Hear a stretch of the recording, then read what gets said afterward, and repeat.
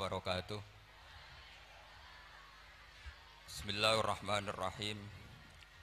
Alhamdulillahirabbil alamin wassalatu wassalamu ala asyrofil mursalin sayyidina Maulana Muhammadin wa ala alihi wa sahbihi asmain, nama ba'du. Yang sangat saya hormati panjenenganipun Kiai Haji Abdul Ubab, nggih, guru kula nggih, sederek kula. Nggih wonten Kiai Haji Majid Kamil atau Gus Kamil, wonten Kiai Haji Ustukhri, Kiai Haji Ahmadi sedanten pengurus Pondok Al Anwar II, wonten Gus Zaki, Gus Raihan sedanten para guru-guru. Kula diutus kalian guru kula Kiai Haji Abdul Ubab untuk memberi tausiah di acara Maulid ini. Saya mohon adik-adik tenang, hanya 20 menit mawon. Karena saya memang nggak terbiasa pengajian umum. Biasa ngaos teng dampar dan ngerpek ora digampil. Begini gitu. Karena Pondok Al Anwar 2 juga tentunya semua 1, 2, 3 sampai 4 juga semua lembaga yang didirikan oleh Syekhuna Kiai Haji Maimun Zubair adalah lembaga yang memang dipersiapkan untuk ilmu, untuk mengawal ilmu. Sebagai wirasah nabawiyah, sebagai warisan Rasulullah Shallallahu Alaihi Wasallam. Maka saya minta anak-anak juga adik-adik baik yang lelaki maupun perempuan, jagalah kepastian ilmu. Saya ulang lagi guys, jagalah kepastian ilmu. Karena lewat kualitas ya, argumentatif itu kita bisa mempertahankan wirasah nabawiyah. Kulo beberapa kali ngisi acara di Jogja, memang saya sampai sekarang ngajar di Jogja. Itu pernah ketemu pakar matematika. Niku hitung-hitungan, niku cepet model nganggo hitungan pondok. Misalnya kalau mereka bilang 2,5%, 2,5% dari 100, atau 1/20 dari 100, atau 1/10 dari 100. Itu kalau di hitungan Arab, karena Arab itu dulu ummatun ummiyah, umat yang ummi, itu Islam datang dengan matematika yang mudah sekali. Kita tahu misalnya dalam bab zakat, misalnya 2,5% dibahasakan rubu'ul usyur, karena bertahap. Ini untuk adik-adik ya kan. Jadi misalnya 100, 1/10-nya berarti berapa? 10. Nah dari 10 itu terus ngambil 1/4-nya, yaitu 2, berapa? 5. Itu lebih cepat timbang sampean poro gapit 100 terus dibagi 2 pinten? 5. Jadi ini kalau nanti jajal, saya pernah di salah satu kantor ketemu pakar matematika. Dia tanya saya, Pak Bahak, kenapa Anda nggarap matematika itu cepat? Saya bilang ini matematika Arab, kata saya. Itu mereka kalah cepat sama saya nggarap karena tadi, karena Arab itu ummatun ummiyah. Sehingga saya pernah diberi waktu khusus untuk ngajar semacam ekstrakurikuler di salah satu kampus, mengajar ulumul Islam. Itu yang diantara yang saya ajarkan itu ngitung cepat, berhitung cepat. Misalnya sampai ngitung 1/10 dari 100 sudah tidak mikir, apalagi 1/20. Tapi kalau Islam misalnya zakatut tijarah, zakatut ziroah itu misalnya, ya sudah, misalnya kalau 1/10 ya disebut usyur, kalau 1/20 disebut nisful usyur. Jadi cara berpikir ya 100 diusurkan itu 10, nanti kalau nisful usyur ya berarti berapa? 5. Mereka bilang 1/10 atau 1/20. Sehingga kalau hitungannya miliar juga lebih gampang. Itu tadi misalnya 1 miliar usurnya berarti 100 juta, rubuknya berarti 25 juta, berarti per 1 miliar adalah 25 juta. Nah ini penting saya utarakan supaya Anda bangga dengan apa yang Anda pelajari di Pondok Pesantren Sarang. Jadi pastikan semua ilmu itu al-bayyinah. Al-bayyinah itu argumentatif secara jelas. Kita-kita ini yang mengkaji Quran, mengkaji tafsir, itu betapa bangganya kita jadi muslim, jadi mukmin. Saya beri sekian contoh. Misalnya dalam tradisi pesantren Quran, itu ada istilah sakta. Dan alhamdulillah tadi saya tahu betul di sini, alhamdulillah sekarang ada Gus Rokib, ada istrinya Gus Roji yang mengampu tahfidz. Saya senang sekali karena semua ini keluarga saya, dan saya sama Gus Bab itu buyut saya kandung itu Mbah Maimunah, Mbak Yunya, Mbah Bedowi. Jadi senang sekali kalau di sini juga ada tahfidz, di Pondok Anwar juga ada garwanya Gus Naji, garwanya Gus Kamil. Saya mohon selain diajarkan syarat talaqi atau musyafahah dalam bahasa pesantren, juga diajarkan kepastian hukum pentingnya sakta, supaya orang tidak ragu lagi bahwa kita ini tidak kayak seremonial, memang benar-benar bihujjatin ilmiah, atau kalau istilah para nabi, kul inni ala bayyinatin mir rabbi, benar-benar argumentatif. Sakta itu dimaksudkan adalah, kalau ibarat sastra itu taktek itu memotong. Jadi misalnya begini, yang paling terkenal tentu alhamdulillahilladzi anzala ala abdil kitaba wa lam yaj'al lahu iwaja, terus disaktah qayyimah. Andai kan tidak ada sakta, maka bacanya gini, walam yaj'al, lan orang gawe sapa Allah lahu ing Quran, ora digawe iwajan ing bengkok, qayyiman ya ora digawe jejeg. Itu kan jadi kacau ya, Quran itu ya ndak bengkok ya ndak jejeg. Tapi barokahnya ada sakta, Allah tidak membuat Quran sebagai sesuatu yang bengkok. Sakta berhenti itu menyimpulkan kalau tidak bengkok maknanya jejeg atau lurus, sehingga memang harus sakta. Begitu juga di surat Yasin, ketika orang kafir bangkit dari kubur, mereka bilang misalnya wa nufikha fis-sur fa idzahum minal ajdati ila rabbihim yansilun, terus qalu ya wailana man ba'atsana mim marqadina. Orang kafir ketika bangkit dari kubur, mereka tanya, mam ba'atsana mim marqadina, kita yang bangkitkan siapa? Tentu ini adalah qailul mustafhim, omongannya orang yang tanya. Terus kita sakta, terus kita teruskan hadza ma wa'adar rahman wa shadaqal mursalun. Tentu hadza ini tidak sama pengucapnya, atau yang mengatakan itu tidak sama. Yang satu qaulul mustafhim atau qaulus sa'il, yang satu qaulul mujawib, entah yang jawab langsung Allah entah malaikat. Yang jelas itu beda yang mengatakan, atau beda qailnya. Berarti menjadi siapa yang membangkitkan kita, sakta, terus dijawab hadza ma wa'adar rahman. Andai kan itu dibaca langsung, maka hadza ma wa'adar rahman bagian dari yang dikatakan al mustafhim, bagian yang dikatakan mam ba'atsana mim marqadina hadza ma wa'adar rahman, itu kacau semua. Sehingga saya mohon sekali semua ilmu yang kita dapatkan itu tolong dipastikan bayinahnya. Begitu seterusnya. Dulu Syekhina Kiai Haji Maimun Zubair itu sering gojlok, yasinan kok ora roh wakaf, itu kata beliau. Beliau itu paling enggak seneng kalau santri yasinan gini misalnya, fala yazunka qauluhum inna na'lamu ma yusirun, itu enggak seneng sekali beliau. Karena tentu maknanya itu fala yahzunka qauluhum Muhammad, kamu jangan risau oleh apa yang mereka katakan. Kalau kamu baca langsung inna na'lamu itu jadi makaulul kaulnya kauluhum, yang mereka katakan adalah inna na'lamu ma yusirruna wa ma yu'linu. Itu tentu kacau, secara makna kacau. Yang benar adalah fala yahzunka qauluhum, kita wakaf, kamu jangan gelisah oleh apa yang mereka katakan, yaitu mereka berkomentar bahwa Rasulullah tidak nabi, Rasulullah majnun, Rasulullah sahir. Kenapa kamu gak perlu susah? Karena inna na'lamu ma yusirruna wa ma yu'linun. Jadi inna na'lamu itu tasliyatun minallah, Allah menghibur nabinya, kamu gak usah susah Muhammad. Terus yang ketiga misalnya menyangkut maulid, atau menyangkut musofahah setelah salaman, atau wiridan setelah salaman. Itu di kota itu biasa dikritik, apa dalilnya salaman setelah sholat, apa dalilnya maulid. Anda sebagai pengikut ahli sunnah yang ala aswaja atau ala Islam Nusantara kalau bahasanya NU, saya juga sering dibully, Islam Nusantara itu apa Pak Ba? Apa terus menjadi firqah 73 menjadi 74 karena ditambah Islam apa? Nusantara. Begini loh logika Islam Nusantara itu. Di komunitas internasional itu kalau tidak Syiah itu dinamakan Sunni. Seorang lagi ya, di komunitas internasional itu kalau tidak Syiah disebut apa? Sunni. Sehingga misalnya perang Syiah Houthi sama Arab Saudi ya disebut Syiah versus apa?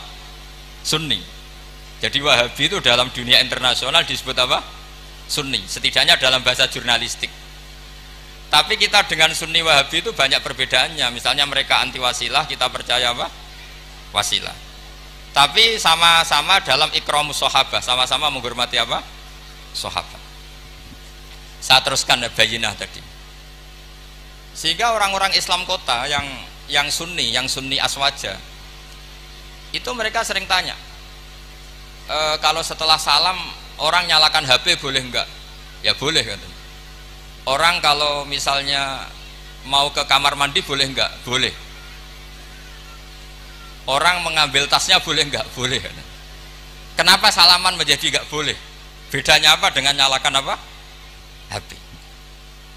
Semenjak itu ya mereka mikir gitu. Ternyata mereka tasdid atau takalluf. Cara beragama itu takalluf, semuanya harus panduan dari Rasulullah SAW. Maka saya minta tradisi keilmuan di Pondok Sarang itu harus terjaga. Apapun pilihan ilmu itu harus ala bayinah, harus benar-benar jelas. Cara wong Jawa jelas welo-welo. Karena itu kecakapan Rasulullah SAW.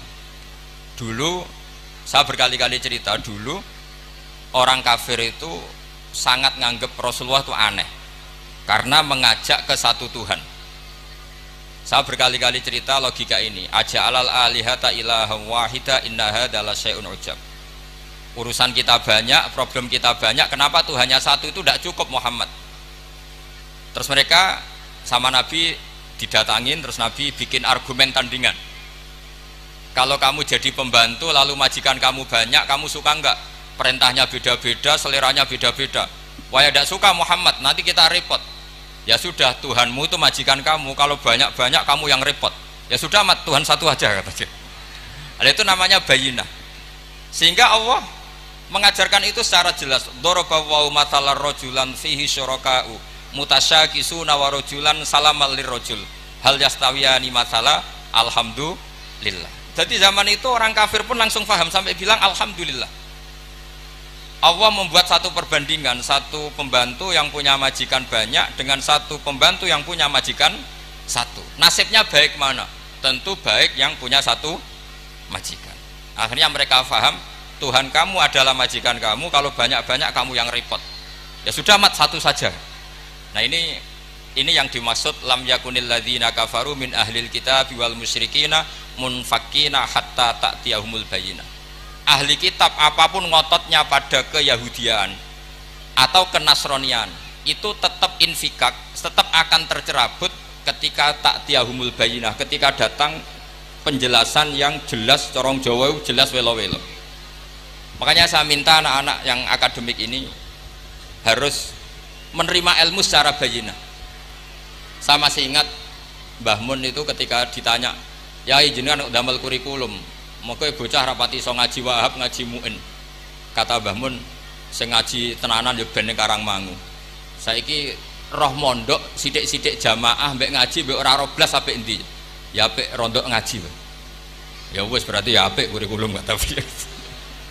Artinya ya logikanya jelas. Makanya lama dulu itu kalau bikin logika itu sesuatu yang nggak masuk akal saja, kalau lama dulu yang ngendikan itu masuk akal. Dulu Abu Yazid itu punya murid namanya Syakik Al-Balkhi. Dia orang kaya, biasa donatur pondok, biasa mendonasi pondoknya Abu Yazid. Setelah dia perjalanan dagang di satu Sahara gitu, di gurun pasir, ada burung yang patah sayapnya, patah kakinya. Ternyata tetap dapat rezeki, dikasih makan burung yang waras, yang normal. Singkat cerita, si murid tadi datang ke gurunya, Pak Guru, saya sekarang mau jadi orang zuhud, gak mau jadi orang kaya. Ternyata orang paling lemah pun, makhluk paling lemah pun dapat rezeki. Terus cerita kejadian tadi. Terus sama gurunya ditertawain. Kamu mau jadi orang zuhud, orang jadi orang fakir, terus dikasih orang, di rumah orang. Iya, ternyata semua makhluk yang lemah pun dapat rezeki. Kata gurunya itu, gojol gurunya itu, lima dala tak tabiru anta. Kenapa kamu tidak iktibar dengan bitoir, katanya dengan burung yang waras yang memberi? Pikiran kamu kok aneh?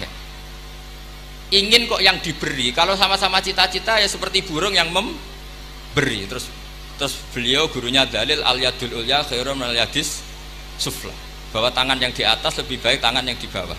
Akhirnya murid tadi mencium gurunya terus bilang, anta ustadi, kamu benar-benar guru saya. Lah kenapa saya cerita ini? Supaya sanad ini tersambung sampai Rasulullah SAW. Misalnya guru kita Mbah Mun ikut ngurusi negara, sehingga negara ini meskipun enggak negara Islam tapi ukuran negara itu sangat Islami. Logikanya gampang, kamu ikhlas negara ini diatur oleh orang-orang yang enggak sholat, yang narkoba, yang macam-macam, apa lebih suka negara ini diatur oleh orang yang sholat, yang meyakini kebenaran Islam? Tentu kita milih yang meyakini kebenaran Islam. Itu bisa didapatkan kalau dipandu ulama apa kalau dilepas ulama? Kalau dipandu ulama. Sehingga dalam kitab Minhajul Abidin diceritakan ada orang sufi yang merasa dunia sudah rusak, kemudian milih uzlah. Ketika uzlah, beliau mengalami satu kasaf ada hatif bilang, taraktum ummata Muhammadin fi aidil mubtadi'ah. Kamu enak-enakan uzlah di sini, tapi membiarkan umat dipimpin orang lain yang menyesatkan. Jadi mungkin kalau kita kumpul orang itu dosa, wong ngrasani, bedelok wong wedok macam-macam. Tapi ketika meninggalkan umat ini berarti kamu biarkan dipimpin orang lain, dan orang lain ini bisa tidak ahli sunnah, bisa orang yang sangat menyesatkan. Berarti uzlah juga punya sisi dosa. Akhirnya ulama ini kembali ke masyarakat dan menunggui masyarakat mengawal mazhab ahli sunnah wal jamaah. Jadi saya mohon adik-adik terlatih bahwa semua ilmu itu ala bayinah. Qul inni ala bayyinatin mir rabbi. Semua nabi itu punya kemampuan menjelaskan. Itu yang disebut lam yakunil ladzina kafaru min ahlil kitab wal musyrikina munfakina hatta ta'tiyahumul bayyinah. Nah, kemampuan menjelaskan ini harus dimiliki anak-anak santri. Anak-anak Anwar 2 yang anak-anak masih belajar itu terutama harus belajar ilmu logika. Termasuk kitab kebanggaan saya itu kitab Syarah Bukhari. Beliau ketika menafsirkan hadis atau mensyarah hadis, salasun mangkunna fihi wajata halawatal iman. 3 hal ini kalau seseorang tahu atau faham maka menemukan halawatal iman, manisnya iman. Beliau mengartikan manis itu artinya enak. Enak itu nyaman. Nyaman itu tidak iskal, tidak galau. Terus beliau mencontohkan, andaikan agama ini tidak masuk akal, maka kita akan galau selama-lamanya. Terus beliau menyontohkan, alam ini kata Allah, saya ulang lagi ya, alam ini kata Allah itu diciptakan oleh zat yang super, yaitu kalau oleh ilmu kalam disebut wajibil wujud. Terus beliau berargumentasi cerita Islamnya Jubair bin Mut'im, berarti Mut'imnya ya, Jubair bin Mut'im bin Adi berarti Mut'imnya. Dulu zaman Nabi itu juga sudah ada orang ateis, orang ateisme. Kalau bahasa Arab dulu itu al-mu'attilah. Kalau bahasa Arab sekarang itu biasanya disebut syuyu'i. Orang-orang ateis itu nggak mau mikir, pokoknya bumi ya ono, langit ya ono, sebabnya apa ya mbah pokoknya ono. Terus sama Islam diterangkan, Dalalah Mut'im ini datang ke Medina sebagai negosiator Asra Badrin, tawanan Badar. Dalalah Rasulullah pas baca surat Wattur wa kitabim mastur fi raqim mansur. Di antara itu ada ayat am khuliqu min ghairi syai'in am humul khaliqun. Masa alam raya ini langit bumi yang maujudat, jadi bumi ini berstatus maujudah. Kemudian maujudah ini diciptakan oleh adamiyah. Jadi kalau kamu berfaham ateis, artinya hadhil maujudat khalaqahal adam. Ini semua yang maujud diciptakan oleh sesuatu yang tidak wujud. Kata Ibnu Hajar al-Asqalani, andaikan Islam datang seperti itu, kamu tidak bisa tidur, akal kamu tersiksa. Karena kamu profesor kayak apa tidak bisa menemukan logika hadhil maujudat khalaqahal adam, bahwa maujud ini diciptakan oleh ketiadaan. Tapi Islam datang tidak seperti itu. Hadhil maujudat khalaqaha wajibul wujud. Ini maujudat diciptakan oleh zat yang wajib wujud, yaitu Allah Subhanahu wa ta'ala. Nah, dengan berpikir seperti itu ahlul akli nyaman. Nah, nyaman ini kata Ibnu Hajar al-Asqalani menjadi halawatul iman. Jadi Halawatul iman itu dimulai dari bayina, satu kejelasan yang sangat argumentatif yang kita insya Allah lanal itu yaminan wala simalan, sudah ada kemana-mana lagi. Nah ini yang dimaksud Allah Subhanahu wa taala, yuthabbitu walladzina amanu bil qaulis tsabiti fil hayatid dunya wa fil akhirah. Jadi logika ini mapan sehingga kita misalnya jadi TKI sekalipun di negara Korea, di negara Uni Soviet tetap bawa tauhid. Karena logika tauhid, logika sing sibghatullah wa man ahsanu minallahi sibghah. Logika yang dibangun oleh guru-guru kita. Zaman anak-anak sekolah di musola, zaman TPQ, TPA, semuanya dibangun. Bahwa di antara sifat Allah pertama adalah sifat wajibil wujud.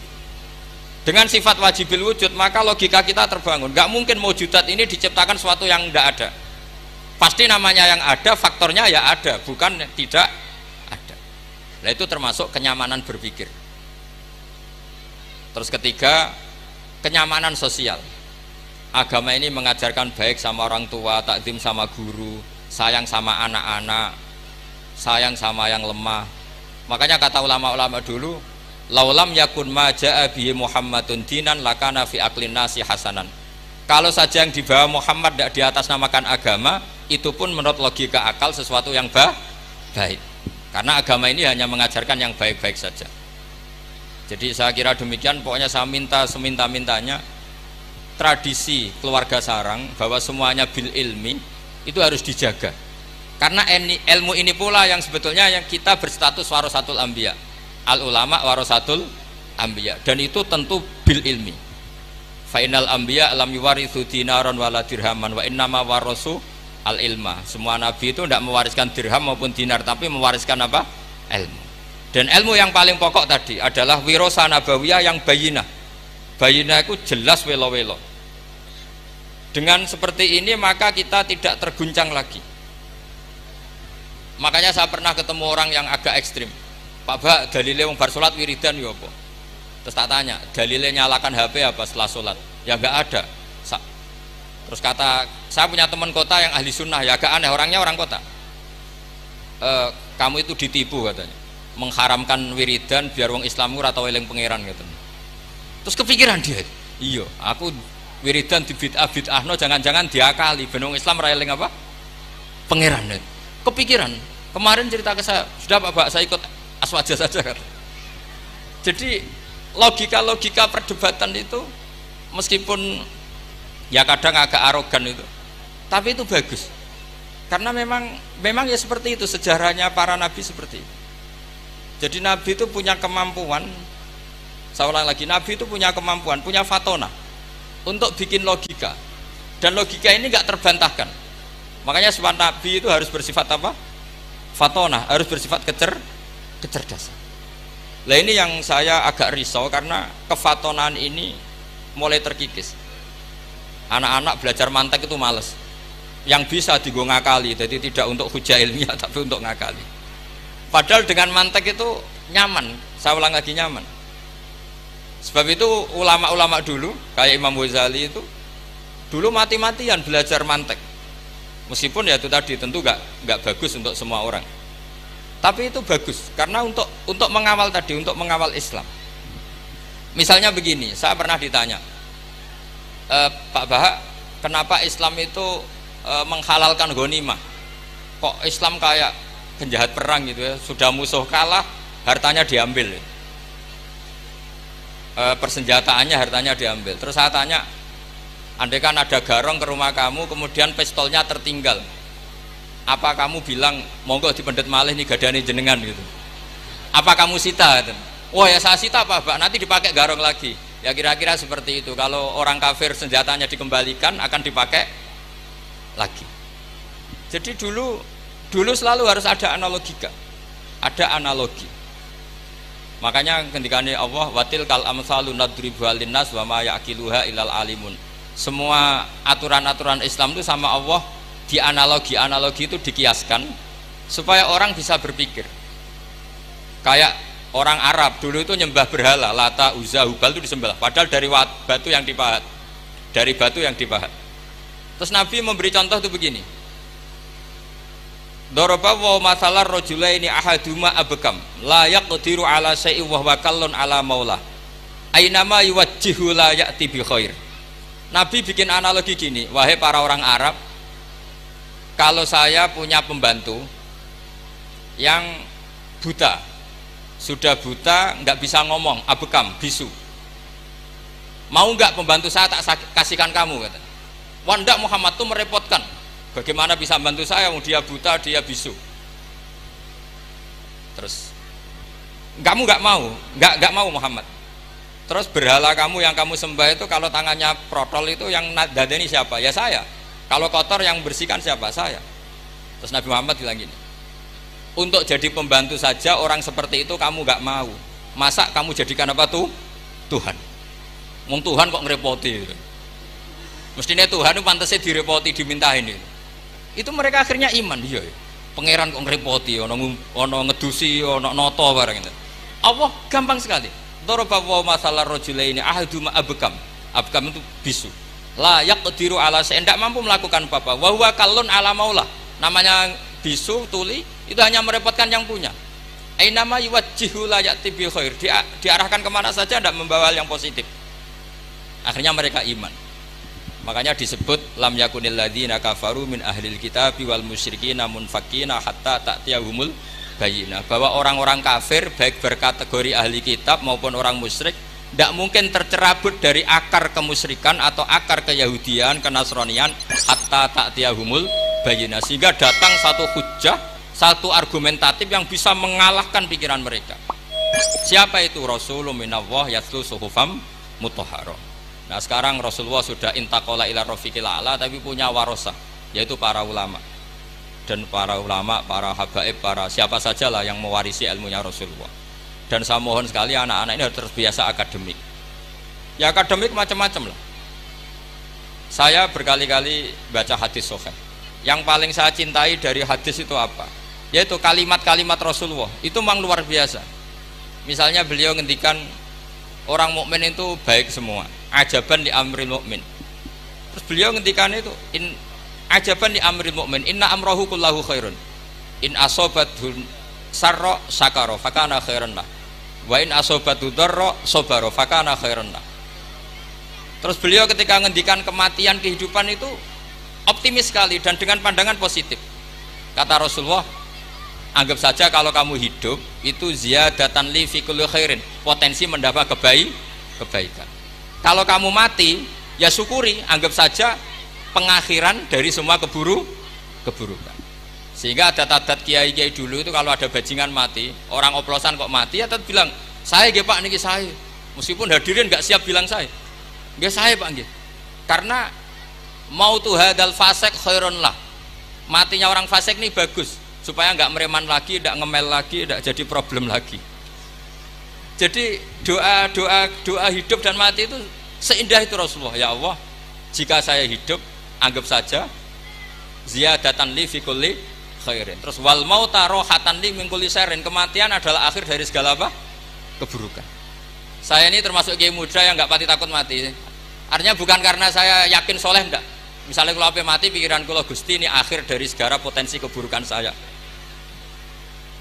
Artinya kagum saya bukan masalah takut dan berani, enggak. Keilmian Rasulullah Shallallahu Alaihi Wasallam. Betapa mudahnya Nabi melihat sesuatu itu positif. Hidup dianggap tadi ziyadatan lana fi kulli khairin.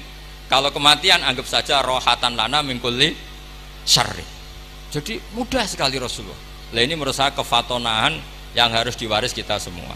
Ya ngoten mawon. Assalamualaikum warahmatullahi wabarakatuh.